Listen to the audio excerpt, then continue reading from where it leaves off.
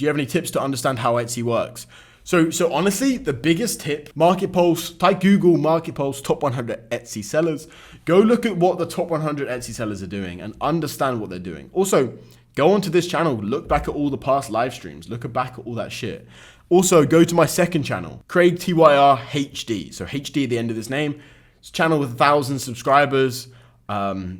There's literally 400 videos on that channel of different questions asked. So on YouTube, you can search on channels for keywords. So we type in the title.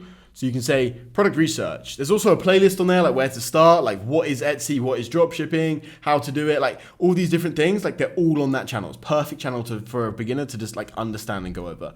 The moderator will post a link to that channel in this chat in a second. Quick interruption to this video, I'm doing a Rolex giveaway. So when my main channel reaches 10,000 subscribers, I'm going to give away a Rolex to one lucky subscriber. So click the top link in the description, go to my main channel, craigtyr, click subscribe. When we reach 10,000 subscribers, which will be in just 2 months, I will give away a Rolex to one lucky subscriber. It could be you, so go subscribe.